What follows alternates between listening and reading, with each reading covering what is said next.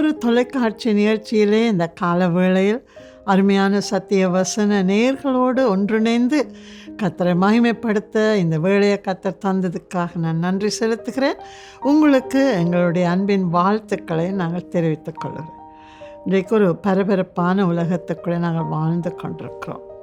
எவ்வளவுதான் நாங்கள் தவறுகளுக்கு பாவங்களுக்கு விலகி வாழ வேண்டும் என்று நினைத்தாலும் கூட நாங்கள் எங்களை அறியாமலே பலவிதமான சோதனைகளுக்குள்ளே அகப்பட்டு விழுந்து போகிறோம்ங்கிறத மறக்கவே முடியாது. கொஞ்சம் மனசுக்கு கஷ்டமாகவும் இருக்கும் இது இல்லையா? வாட்ச்மேன் நீ என்று சொன்ன ஒரு தேவ அடியானை பற்றி ஒரு காரியத்தை வாசித்தேன். அதை உங்களோடு நான் பகிர்ந்து கொள்ள விரும்புகிறேன். ஒரு தடவை இந்த தேவ அடியான் வாட்ச்மேன் நீ என்ற தேவ அடியான் கப்பல் பிரயாணத்தில் இருந்தாராம். அந்த கப்பலில் பிரயாணம் பண்ணும் பொழுது அவருடைய நண்பர்களும் அங்கே இருந்தார்கள். அவர் உலாவிக்கொண்டு உள்ளுக்குள்ளே போன பொழுது அவருடைய நண்பர்கள் சூதாட்டத்திலே ஈடுபட்டிருந்ததை கண்டார். சூதாடி கொண்டு இருந்திருக்கிறார்கள். இவரை கண்டவுடன் அவர்கள் வா நீயும் எங்களோட இணைந்து கொள்ள என்று சொல்லியிருக்கிறார். அவர் கொஞ்சம் தாமதித்தனால பரவாயில்ல எங்களோடு அவர்கள் மிகவும் வற்புறுத்தி கூப்பிட்டுருக்கிறார். இவர் என்ன சொன்னார் தெரியுமா? சொன்னாராம், நான் என்னுடைய கைகளை விட்டு விட்டு வந்துவிட்டேன் என்று சொன்னார். அவர்களுக்கு அது வினோதமாகவும் கேலியாகவும் இருந்தது. கைகளை விட்டு விட்டு வந்து விட்டாயா? அந்த இருக்கிறது கைகள் இல்லை, அது கை ரெண்டும் அறையப்பட்டிருக்குது, அது வராது என்று. புரியுதா? அவர் என்ன சொல்லியிருப்பார் என்று? அவர் என்ன சொன்னார்? என்னுடைய கைகள் சிலுவையில் அறையப்பட்டிருக்கிற கை என்னென்று சூதாட்டத்துக்கு வர முடியாது என்று சொல்லி மறுத்து விட்டார். நான் என்னுடைய கைகளை கொண்டு வரவில்லை என்று மறுத்து விட்டார் என்று அந்த சங்கதியை நான் வாசித்தேன். உண்மைதான்.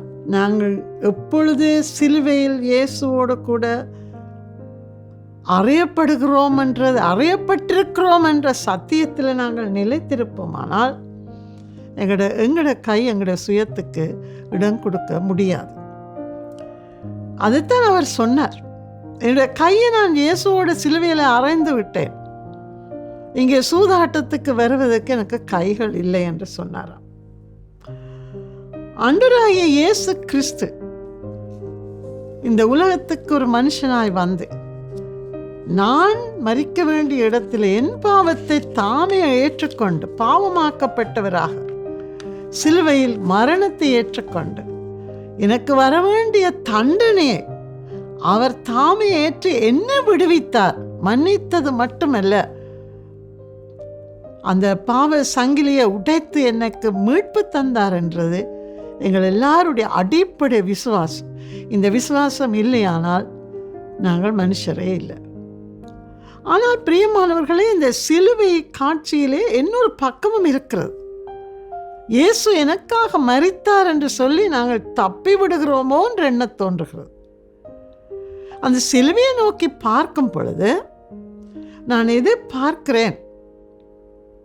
அதுதான் முக்கியம். அந்த சிலுவையில் இயேசு தொங்குறதை மட்டும்தானா நான் பார்க்கிறேன்? பவுல் எழுதின ஒரு வசனத்தை இந்த இடத்துல உங்களுக்கு நான் வாசித்து காட்டிவிட்டு தொடர விரும்புகிறேன். ரோமருக்கு எழுதின நிருபம் 6ஆம் அதிகாரம் 6ஆம் வசனம். நாம் இனி பாவத்துக்கு ஊழியம் செய்யாதபடிக்கு பாவ சரீரம் ஒளிந்து போகும் பொருட்டாக நம்முடைய பழைய மனுஷன் அவரோட கூட சிலுவையில் அறையப்பட்டதென்று அறிந்திருக்கிறோம். வசனம் என்ன சொல்கிறது? என்னுடைய பழைய மனுஷன், பாவையா இருந்தேனே, பாவத்துக்குள்ளே கிடந்த அந்த மனுஷன் இப்பொழுது இயேசுவோடு கூட சிலுவையிலே அறையப்பட்டு விட்டது. ஆக சிலுவையிலே நாங்கள் சிலுவையை பார்க்கும் பொழுது இயேசு என்னுடைய பாவத்தை சுமந்து தீர்த்தார், விடுதலை தந்தார் என்று சொல்லி நாங்கள் கீழே இருந்து இயேசுவை பார்த்து திருப்திகரமாக நாங்கள் வாழ்க்கைக்குள்ளே போகிறோம். அதுதாங்க ஆபத்து. ஆனால் சிலுவையிலே தொங்கின இயேசு என் பாவத்தை அவர் சுமந்தார்ன்றா அவர் என்னையே சுமந்தார் என்றது தான் அர்த்தம். ஆக அந்த தொங்கின இயேசுவிலே சிலுவையிலே பாடனுபவித்து வேதனையோடு மரணத்தை சந்தித்த இயேசுவிலே நான் என்னை காணும் அளவும் எனக்கு விடுதலை கிடைக்காது.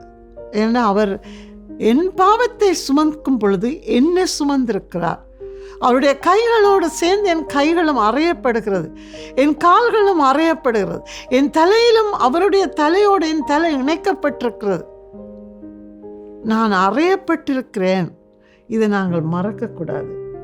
அந்த காட்சியை காண எங்களுடைய கண்கள் திறக்கப்பட வேண்டும்.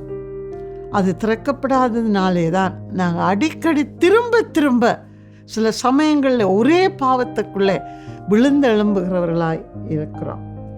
இயேசு கிறிஸ்துடைய மரணத்தில் நாங்கள் இணைக்கப்பட்டது உண்மையானால், அது நாங்கள் விசுவாசிப்போமானால், அவருடைய உயிர்த்தெழுதலிலும் நாங்கள் பங்கடைந்திருக்கிறோம் என்பதை விசுவாசிக்க வேண்டும்.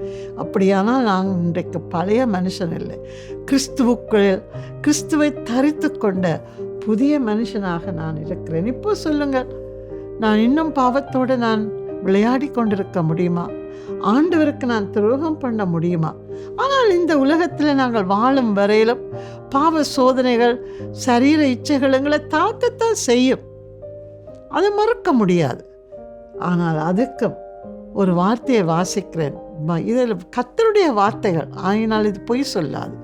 அதே ரோமர் 6ஆம் அதிகாரத்தின் 14 பின்பகுதியை வாசிக்கிறேன், கேளுங்கள். நீங்கள் கிருபைக்கு கீழ்ப்பட்டிருக்கிறபடியால் பாவம் உங்களை மேற்கொள்ள மாட்டாது. கர்த்தர் எங்களுக்கு ஒரு நல்ல ஒரு வாக்குறுதி தந்திருக்கிறார். நாங்கள் இன்றைக்கு பிரமாணங்களுக்குள்ளே இல்லை. பிரமாணம் எங்களை கொன்றுவிடும், நியாயம் தீர்த்து எங்களை கொன்று போடும். இயேசு கிறிஸ்து நமக்கு விடுதலை கொடுத்ததுனாலே, நாங்கள் அவருடைய கிருபைக்குள்ளே நாங்கள் வந்திருக்கிறதுனால வேதம் சொல்லுகிறது, நீங்கள் கிருபைக்கு கீழ்ப்பட்டிருக்கிறபடியினால் பாவம் உங்களை மேற்கொள்ள மாட்டாதே. பிரியமானவர்களே, ஆகினாலே நாங்கள் ஒன்று செய்யலாம்.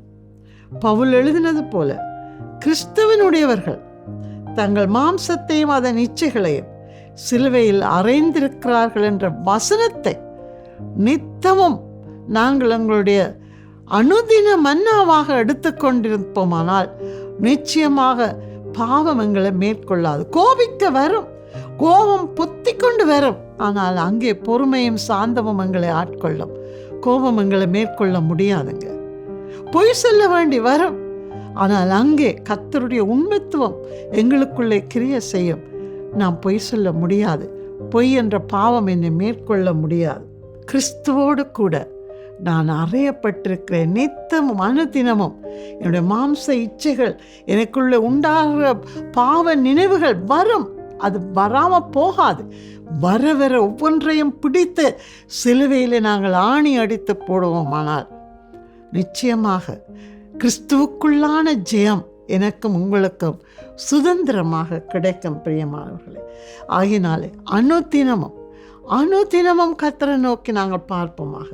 கர்த்தர் தந்திருக்கிற வாக்குறுதியை மறக்க வேண்டாம். நான் உன்னோடு கூட இருப்பேன், நான் உன்னை பெயர் சொல்லி அழைத்தேன், நீ என்னுடையவன், எல்லா வாக்குறுதிகளும் சத்தியம். ஆனால் அதே சமயம் இந்த வாக்குறுதிகளை நாங்கள் மறந்து விடுகிறோம். ஆண்டவர் சொல்லி இருக்கிறார், நீ கிறிஸ்துவினால் உண்டான கிருபைக்குள்ளே கீழ்ப்பட்டிருக்கிறாய், பாவம் உன்னை மேற்கொள்ள முடியாது. அந்த வாக்குறுதியை நாங்கள் உச்சரித்து கொண்டு எங்களுடைய இருதயத்துக்குள்ளே வைத்திருப்போமானால் கடைசி வரையிலும் நாங்கள் தேவனை துக்கப்படுத்துகிறவர்களாய் மாற மாட்டோம். அந்த தேவ அடியான் சொன்னார், என்னுடைய கைகளை விட்டுட்டு வந்துட்டேனப்பா. எங்கே விட்டுட்டு வந்தா? அது சிலுவையில் அரைஞ்சபடி இருக்கு, அதை இனி எடுக்க இயலாது. சொல்ல முடியுமா? எங்களால் சொல்ல முடியுமா? எங்களுடைய வாய் நிறைய பாவம் செய்யும், எங்களுடைய நாவு நிறைய பாவம் செய்யும், எல்லாவற்றுக்கும் மேலாக எங்களுடைய சிந்தனை நிறைய பாவம் செய்யும். சிந்தனைகளை அடக்கி கர்த்தருக்கு பிரியமான வாழ்க்கை வாழ ஒவ்வொரு நிமிஷமும், ஒவ்வொரு செகண்டும் சிலுவையிலே எங்களுடைய சிந்தனைகளையும் இச்சைகளையும் அறைந்து கொள்ள ஆவியானவருடைய துணையை நாங்கள் நாடுவோம். நிச்சயமாக வெற்றிகரமான ஒரு வாழ்க்கையை வாழ்ந்து முடித்து ஆண்டவரை சந்திக்கும் பொழுது சந்தோஷத்தோடு நாங்கள் அவரோடு கூட நித்தியமாய் வாழுவோம் என்ற நம்பிக்கை கர்த்தர் எங்களுக்கு கொடுத்திருக்கிறார். ஆண்டவர் உங்களை ஆசீர்வதிப்பாராக.